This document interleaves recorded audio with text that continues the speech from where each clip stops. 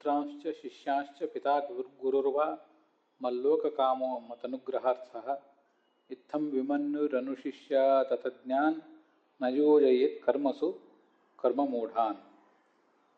ಭಗವಾನ್ ಋಷಭದೇವಃ ಸ್ವಸ್ಯ ಶಿಷ್ಯಾನ್ ಸ್ವಸ್ಯ ಪುತ್ರಾನ್ ನೈಕವಿಧಾನ್ ಭಾಗವತ ಧರ್ಮಾನ್ ಗ್ರಾಹಯಾಮಾಸ. ಅಥ ತೇಷಾಂ ಮಧ್ಯೆ ಭಾಗವತ ಸಾರೋದ್ಧಾರ ಪ್ರಕರಣೆ ನಿವೃತ್ತ ಕರ್ಮಾಚರಣ ಪ್ರಕರಣಾಖ್ಯೆ ಅದ್ಯ 183 ಭಾಗಃ 183 ಶ್ಲೋಕಃ 183ನೇ ಶ್ಲೋಕಃ ವ್ಯಾಖ್ಯಾಸ್ಯತೆ. ಪೂರ್ವಂ ಕಿಂಚಿದಿವ ಅತೀತಕಥಾಯಾಃ ಅತೀತಸ್ಯ ತತ್ವಸ್ಯ ಶ್ರವಣಂ ಸ್ಮರಣಂ ಚ ಕೃತ್ವಾ ತದನಂತರಮೇವ ಅದ್ಯತನ ಕಥಾಭಾಗಂ ಸರ್ವೇ ವಯಂ ಪ್ರವಿಶಾಮಹೆ.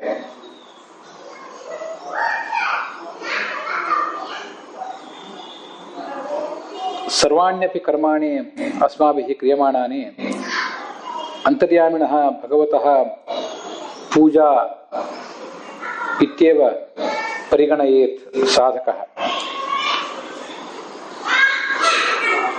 ನಿತ್ಯಾನಿತ್ಯ ವಿವೇಕವತಾಂ ಸಜ್ಜನಾನಾಂ ಸಂಗಮೇವ ಕುರ್ಯಾತ್ ಅಥವಾ ಏಕಾಂತ ಪ್ರದೇಶಂ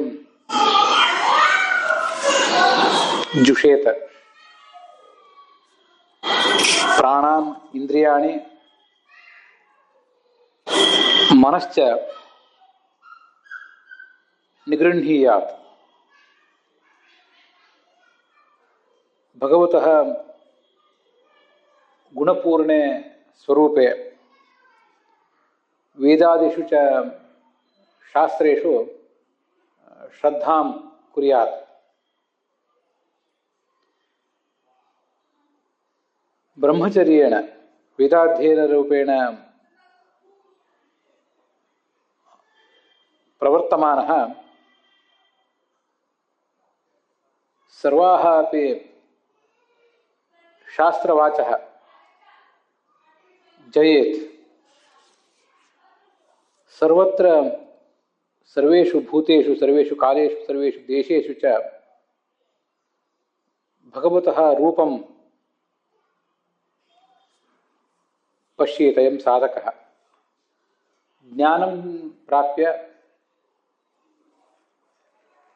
ಅಥ ಚ ಸ್ವಾತ್ಮಯೋಗ್ಯಂ ವಿಜ್ಞಾನಂ ಚ ಪ್ರಾಪ್ಯ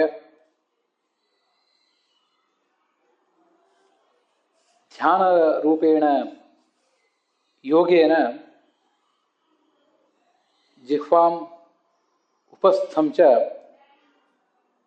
ಜಯೇತ್. ಜಿಹ್ವೋಪಸ್ಥಜಯೇನ ಯಹ ಯದ ಆತ್ಮಬಲಂ ಲಭ್ಯತೆ ತೇನ ಆತ್ಮಬಲೇನ ಯುಕ್ತಃ ಪುರುಷಃ ಇದಂ ಲಿಂಗಶರೀರಂ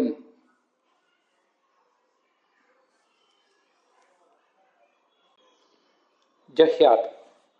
ತತಶ್ಚ ಅಯಂ ಸಾಧಕಃ ಮಾಂ ಪ್ರಾಪ್ತುಂ ಪ್ರಭವತಿ ಇತಿ. ಭಗವಂತ ಋಷಭದೇವ ತನ್ನ ಮಕ್ಕಳಿಗೆ ಶಾಸ್ತ್ರದ ಸಾರವನ್ನು ಉಪದೇಶ ಮಾಡ್ತಿದ್ದಾನೆ. ನಾವು ಅದನ್ನು ನೋಡ್ತಾ ಇದ್ದೇವೆ. ಸಾಧಕನಾದವನು ಹೇಗೆ ಬದುಕಬೇಕು ಅಂತ ಅನ್ನೋದನ್ನು ತೋರಿಸ್ತಾ ಇದ್ದಾನೆ. ಎಲ್ಲ ಕಡೆ ಭಗವಂತನ ರೂಪವನ್ನು ಕಾಣಬೇಕು, ಶಾಸ್ತ್ರದ ಸಾರವನ್ನು ಅನುಸಂಧಾನ ಮಾಡಿಕೊಳ್ಬೇಕು. ಮತ್ತೆ ಈ 183ನೇ ಶ್ಲೋಕದಲ್ಲಿ ನಾವು ಕೇಳುವಂತೆ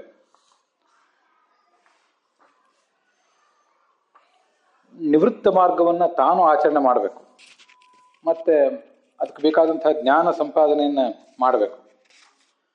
ನನ್ನ ಅನುಗ್ರಹನೇ ಎಲ್ಲ ಧರ್ಮಾಚರಣೆಗಳ ಪ್ರಯೋಜನ ಅಂತ ತಿಳಿಯಬೇಕು. ಯಾವುದೇ ದುರಾಗ್ರಹಕ್ಕೆ ಅವನು ಬಲಿಯಾಗಬಾರ್ದು.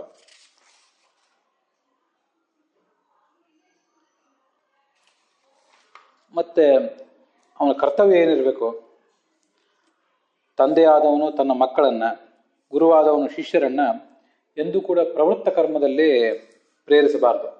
ನಿವೃತ್ತ ಕರ್ಮವನ್ನೇ ಮಾಡಿ ಅಂತ ಅವ್ರನ್ನ ನಿವೃತ್ತ ಕರ್ಮದಲ್ಲಿ ತೊಡಗಿಸಬೇಕು.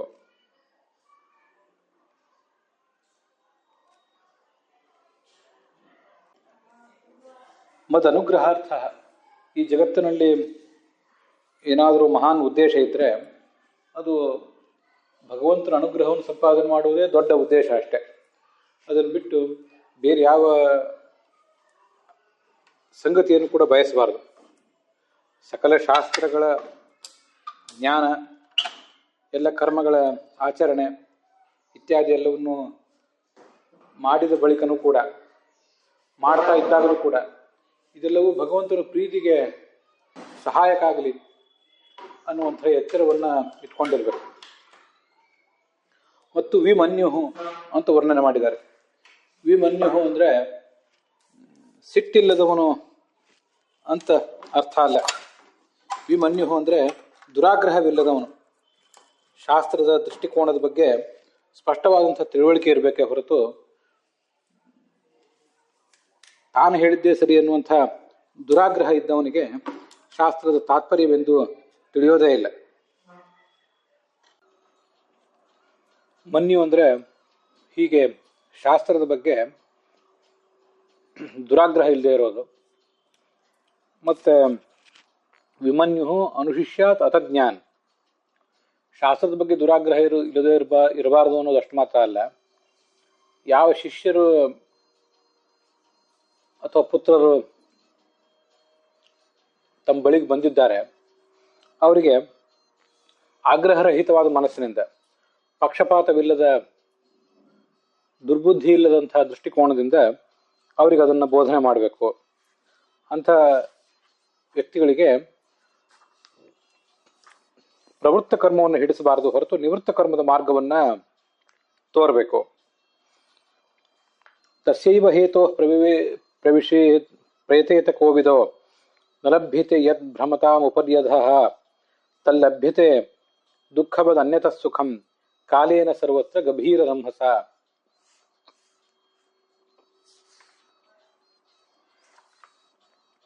ನಾರದರು ವ್ಯಾಸರಿಗೆ ಹೇಳುವಂಥ ಮಾತಿದು.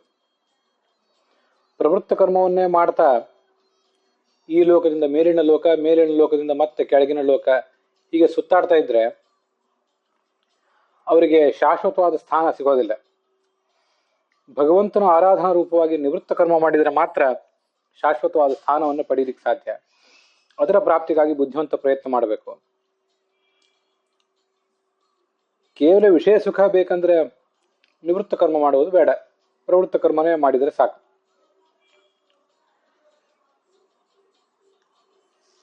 ತಲ್ಲಭ್ಯತೆ ದುಃಖವದ್ ಅನ್ಯತಃ ಸುಖಂ ಕಾಲೇನ ಸರ್ವತ್ರ ಗಭೀರ ರಂಹಸ.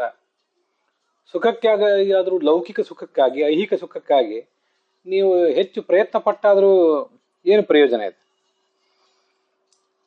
ನೀವು ಅಪೇಕ್ಷೆ ಪಟ್ಟಷ್ಟು ಅದು ಸಿಗುವುದಿಲ್ಲ ಅಂತ ಮಾತ್ರ ಅಲ್ಲ, ನೀವು ಅಪೇಕ್ಷೆ ಪಡದೆ ಹೋದರೂ ಕೂಡ ಒಂದಿಷ್ಟು ಅದು ಸಿಕ್ಕೇ ಸಿಗ್ತದೆ. ಯಾಕೆಂದ್ರೆ ಗಭೀರ ರಂಹಸ ಕಾಲೇನ, ಈ ಕಾಲ ಬಹಳ ವೇಗವಾಗಿ ಸುತ್ತಾ ಇರ್ತದೆ. ಸುತ್ತಾ ಇದ್ದಂತೆ ಈ ಚಕ್ರವತ್ ಪರಿವರ್ತಂತೆ ದುಃಖಾನಿಚ ಸುಖಾನಿಚ ಅಂತ ಮಹಾಭಾರತ ಹೇಳುವಂತೆ, ನಾವೇನು ಪ್ರಯತ್ನ ಪಡದೆ ಹೋದ್ರೂ ಕೆಲವು ಬಾರಿ ಸುಖ ಸಿಗ್ತದೆ, ಹಾಗೆ ಕೆಲವು ಬಾರಿ ದುಃಖವೂ ಕೂಡ ಸಿಗ್ತಿರ್ತದೆ. ಕಾಲದ ಮಹಿಮೆಯಿಂದ ಹೀಗೆಲ್ಲ ಹಾಗೇ ಆಗ್ತದೆ. ನಾವಲ್ಲಿ ವಿಶೇಷವಾದನ್ನು ಏನು ಮಾಡದೇ ಇದ್ರೂ ಆಗ್ತದೆ. ನೀವು ಅಷ್ಟು ಪ್ರಯತ್ನ ಪಟ್ಟು ನಿಮಗೆ ಬೇಕಾದಷ್ಟು ಸುಖವನ್ನು ತಂದುಕೊಳ್ಳಿಕ್ಕೂ ಆಗೋದಿಲ್ಲ, ಮತ್ತೆ ದುಃಖವನ್ನು ಪರಿಹಾರ ಮಾಡ್ಕೊಳ್ಳಿಕ್ಕೂ ಆಗೋದಿಲ್ಲ. ಪ್ರಯತ್ನ ಪಡದೆ ಹೋದ್ರೂ ಒಂದಿಷ್ಟು ಸುಖ ಹಾಗೇ ಆದೀತು ಅಂತನ್ನುವುದು ಅದರ ತಾತ್ಪರ್ಯ. ಆದ್ರಿಂದ ನಿವೃತ್ತ ಕರ್ಮವನ್ನು ಆಚರಿಸಿರಿ. ಈ ಪ್ರಯತ್ನ ಪಡದೆ ಹೋದ್ರೆ ಸಿಗೋದಿಲ್ಲ ಇದು, ಈ ಶಾಶ್ವತವಾದಂಥ ಸುಖ. ಆದ್ರಿಂದ ಇಲ್ಲಿ ಪ್ರಯತ್ನ ಬೇಕು. ಭಗವಂತ ನಮ್ಮಿಂದ ಆ ಪ್ರಯತ್ನವನ್ನು ಮಾಡಿಸ್ತಾನೆ, ನಾವು ಅದನ್ನು ಮಾಡಬೇಕು. ಐಹಿಕ ಸುಖಕ್ಕಾಗಿ ನೀವು ಪ್ರಯತ್ನ ಪಡದೆ ಹೋದರೂ ಒಂದಿಷ್ಟು ಐಹಿಕ ಸುಖ ಸಿಕ್ಕೇ ಸಿಕ್ಕಿದ್ದು, ದುಃಖವೂ ಸಿಗ್ತದೆ. ದುಃಖವೂ ಬೇಡ ಅಂದ್ರೆ ತಪ್ಪೋದಿಲ್ಲ. ಹಾಗೆ ಸುಖವೂ ಕೂಡ ನಮಗೆ ನಾವು ಪ್ರಯತ್ನ ಪಡದೆ ಹೋದ್ರೂ ತಾನಾಗೆ ಬಂದೇ ಬರ್ತಿರ್ತದೆ.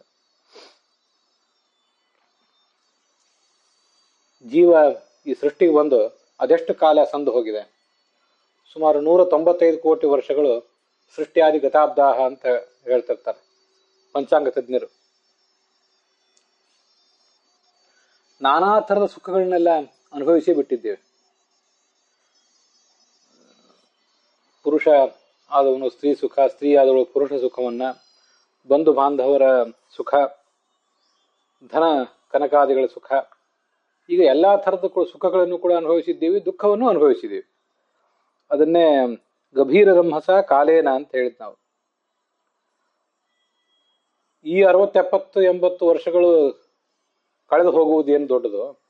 195 ಕೋಟಿ ವರ್ಷಗಳೇ ಕಳೆದು ಹೋಗಿಬಿಟ್ಟಿವೆ. ನಮ್ಗೆ ಅರಿವಿಲ್ಲದಂತೆ ಅವು ಕಳೆದು ಹೋಗಿಬಿಟ್ಟಿವೆ. ಎಷ್ಟೋ ಬಾರಿ ದುಃಖದ ಪ್ರಪಾತಕ್ಕೆ ಬಿದ್ದಿದ್ದೇವೆ, ಮೇಲೆ ಏಳುವುದು ಹೇಗೆ ಅಂತ ತಿಳಿಯದಂತೆ ಚಡ್ಪಡಿಸಿದ್ದೇವೆ.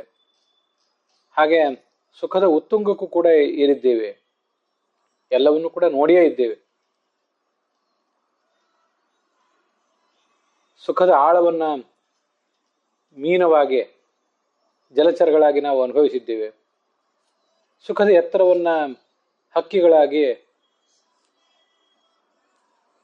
ಬಾನಾಡಿಗಳಾಗಿ ನಾವು ಅನುಭವಿಸಿದ್ದೇವೆ. ಅಂತೂ ಐಹಿಕ ಸುಖ, ಐಹಿಕ ದುಃಖ ಎರಡೂ ಕೂಡ ಇನ್ನು ಹೊಸದಾಗಿ ನಾವು ಅನುಭವಿಸುವಂಥದ್ದು ಏನಿಲ್ಲ. ಜಗತ್ತಿನಲ್ಲಿ ನಾವು ಹುಟ್ಟಿ ಬಂದ ಮೇಲೆ ಗಂಡಾಗ್ಲಿ, ಹೆಣ್ಣಾಗ್ಲಿ, ಪ್ರಾಣಿಯಾಗಲಿ, ಮನುಷ್ಯನಾಗಲಿ ಎಷ್ಟು ಥರದ ಸುಖಗಳನ್ನು ಅನುಭವಿಸಬೇಕೋ, ಎಷ್ಟು ಥರದ ದುಃಖಗಳನ್ನು ಅನುಭವಿಸಬೇಕೋ ಅದೆಲ್ಲವನ್ನು ಪ್ರಾಯ ನಾವೆಲ್ಲರೂ ಕೂಡ ಇದೊಂದೇ ಜನ್ಮದಲ್ಲಿ ಅನುಭವಿಸಿಲ್ಲದೆ ಇರಬಹುದು. ಆದರೆ ನಮಗೂ ಅನೇಕ ಜನ್ಮಗಳು ಈ ಹಿಂದೆ ಆಗಿ ಹೋಗಿವೆ, ನಿಮಗೂ ಆಗಿ ಹೋಗಿವೆ. ಆದ್ದರಿಂದ ನಾನು ಇದೊಂದೇ ಜನ್ಮದಲ್ಲಿ ಎಲ್ಲವನ್ನೂ ಅನುಭವಿಸದೆ ಹೋದರೂ ಕೂಡ ಈ ಹಿಂದಿನ ಅನೇಕ ಜನ್ಮಗಳಲ್ಲಿ ಎಲ್ಲವನ್ನೂ ಅನುಭವಿಸಿ ಆಗಿದೆ. ಇನ್ನೂ ಕೆಲವನ್ನು ಮುಂದೆ ಅನುಭವಿಸುವುದು ಇದೆ. ನಾನು ಏನು ವಿಶೇಷ ಪ್ರಯತ್ನ ಇಲ್ಲದೆ ಹೋದರೂ ಕೂಡ ಎಲ್ಲವನ್ನೂ ಅನುಭವಿಸಿಯೇ ಅನುಭವಿಸ್ತೇನೆ, ದುಃಖವನ್ನೂ ಅನುಭವಿಸ್ತೇನೆ. ಹೀಗೆ ಬಿಟ್ರೆ 195 ಕೋಟಿ ವರ್ಷಗಳೇನು, ಇನ್ನೂ ಕೆಲವು ವರ್ಷಗಳೇನು, ಎಲ್ಲವೂ ಹೀಗೆ ಮುಂದುವರಿತಾನೆ ಇರ್ತದೆ. ಇದಕ್ಕೆ ಅಥೋ ವಿತ್ವ ಪರಂ ದೇವಂ ಮೋಕ್ಷಾಶ ಕಾ ಮಹಾಮುನೆ ಅಂತ ಒಂದು ಪುರಾಣದ ವಾಕ್ಯ ಗೀತಾ ಪ್ರಸ್ಥಾನದಲ್ಲಿ ಬರೋದು ಹೇಳ್ತದೆ. ಭಗವಂತನನ್ನು ತಿಳಿಯದೆ ಹೋದ್ರೆ ಮೋಕ್ಷದ ಬಗ್ಗೆ ಏನು ಆಸೆ ಇಟ್ಕೊಳ್ಳಿಕ್ಕೆ ಸಾಧ್ಯ ಅಂತ. ಆ ಗುರಿ ನಮ್ಮ ಕಣ್ಮುಂದಿರಬೇಕು, ಹಾಗೆ ಭಗವಂತನನ್ನ ತಿಳ್ಕೊಳ್ಬೇಕು ಅಂತ ಅದರ ತಾತ್ಪರ್ಯ. ಅಲ್ಲಿಗೆ 184ನೇ ಶ್ಲೋಕದ ವಿವರದೊಂದಿಗೆ ಈ 13ನೇಯ ನಿವೃತ್ತ ಕರ್ಮಾನುಷ್ಠಾನ ಪ್ರಕರಣ, ನಿವೃತ್ತ ಕರ್ಮಾಚರಣ ಪ್ರಕರಣ ಅನ್ನೋದು ಸಮಾಪ್ತವಾಗಿದೆ.